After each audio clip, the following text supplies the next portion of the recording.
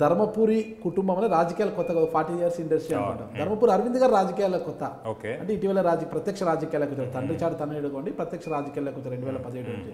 అలాంటి మీరు ఒక ఎంపీ అయిన కవిత గారిని, అంటే వాళ్ళ నాన్న సీఎం గారు, ఇక్కడ ఆమె ఒక ఎంపీ, ఒక ప్రజాప్రతినిధి, పార్లమెంట్ మెంబర్, ఆవిడ మీద మీరు ఇలాంటి వ్యాఖ్యలు చేస్తున్నారు.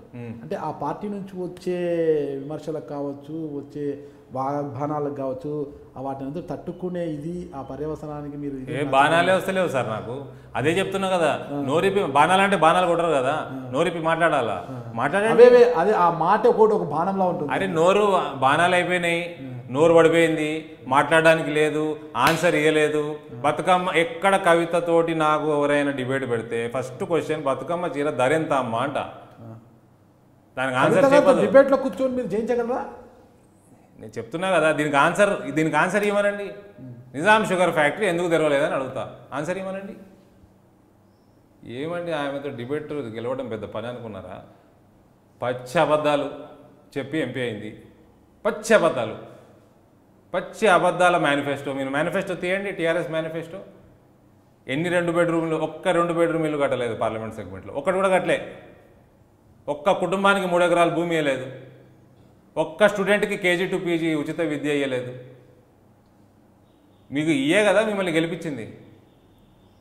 ఆ మాటల్లోనే ఒక మంత్రం ఉంది. ఏది? ఇక ఆ మాటల్లో మంత్రం ఉండేది. ఇప్పుడు ఆ మంత్రం ఎవరికి, అందరికి అర్థమైపోయింది. వీళ్ళు వస్తే మాటకారులు, ఎన్నటికి ప్రజలకి మేలు చేయరు వీళ్ళు. ఈ కొత్త స్కీమ్ వచ్చింది కదా, అందులో కూడా స్కామ్ ఉంది. అది మన కాంగ్రెస్కి చెందిన ఆయన స్పోక్స్ పర్సన్ శ్రవణ్ 30 రూపాయలు 40 రూపాయలు ఉన్న 40 రూపాయలు 30 రూపాయలు ఉన్న పాస్బుక్ని 160 రూపాయలు వేశారని ఆయన అన్నారు. అది చూశాను, టీవీ మీడియాలో చూశాను. అందులో కూడా స్కామ్ ఉంది. నేను చెప్తున్నా సార్, 4000 రూపాయలు ఏదో స్టార్ట్ చేశాడు, అది ఎలక్షన్ స్టంటే. ఎలక్షన్లు అయిపోయి రైతులకు పెట్టుబడి నిధి కింద ఎకరాకు 4000 రూపాయలు ఇస్తున్నారు కదా, దాన్ని కూడా రైతులపైన ప్రేమగా ఇస్తుంటే మీరు ఎలక్షన్ స్టంట్ అంటారు. ఇంకోటి మీరు రైతులు అనేసరికి గుర్తుకొచ్చింది, పెట్టుబడి అంటే 1,00,000 రూపాయల దాకా రుణమాఫీ చేస్తా అన్నాడు ముఖ్యమంత్రి. అన్నాడా? మేనిఫెస్టోలో ఉందా? ఎలక్షన్లు అయిన మర్నాడు, గవర్నమెంట్ ఫామ్ చేసిన మర్నాడు, నేను రైతుకు అనలేదు కుటుంబానికి అన్నాడు. అక్కడే సగం నీరు గారిపోయింది. దాన్ని మళ్ళీ ఏం చేశాడు? 4 విడతలలో చేశాడు. ఈ సంవత్సరం ఆ 1,00,000 రూపాయలు రుణమాఫీ పూర్తిగా ఈ సంవత్సరం అయింది. ఇందులో ఏమైంది 4 సంవత్సరాలలో అంటే, ఇంట్రెస్ట్ కట్టాల్సి వచ్చింది రైతు, కొత్త లోన్లు రాలేదు రైతుకి, బ్యాంకు ప్రాసెసింగ్ ఫీజులు పెరిగిపోయినాయి, 2% 2.5% సమ్ ఇన్సూరెన్స్ కూడా కట్టాలా, అవి జేబులోంచి కట్టాడు రైతు. ఒక్క 1,00,000 రూపాయలు రుణం ఉన్న రైతుకి దాదాపు 40,000 రూపాయలు ఆయన తల మీద పడ్డాయి ఎక్స్ట్రా. ఇవాళ మీరు 6 నెలలు ఎలక్షన్ల ముందు వచ్చి నేను 4,000 రూపాయలు ఎకరానికి ఇస్తా అంటే, ఆ 40,000 పరిస్థితి ఏంది? మీరు 4 విడతలుగా రుణమాఫీ చేస్తా అన్నారా? పాపం పాత రుణము తీర్చలేదు, పాత రుణము తీర్చనందుకు కొత్త రుణము బ్యాంకులు ఇవ్వవు. ఈ పాపం ఈ పేద రైతులందరూ ప్రైవేట్ వాళ్ళ దగ్గర ఎక్కువ ఇంట్రెస్ట్కి తెచ్చుకున్నారు.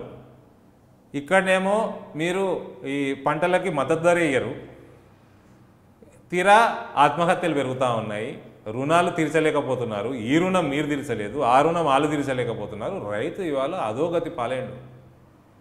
ఇవాళ కౌలు రైతుకు మీరు రూపాయి ఇస్తలేరు. మన దగ్గర కౌలు రైతులే ఎక్కువ.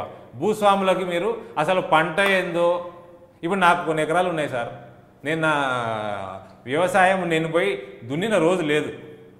వ్యవసాయం సబ్జెక్టు కొద్దిగా ఐడియా ఉంటుంది మనకు, కానీ దున్నిన రోజు లేదు. నాకు 4,000 రూపాయలు ఇస్తారంటే నాకెందుకు?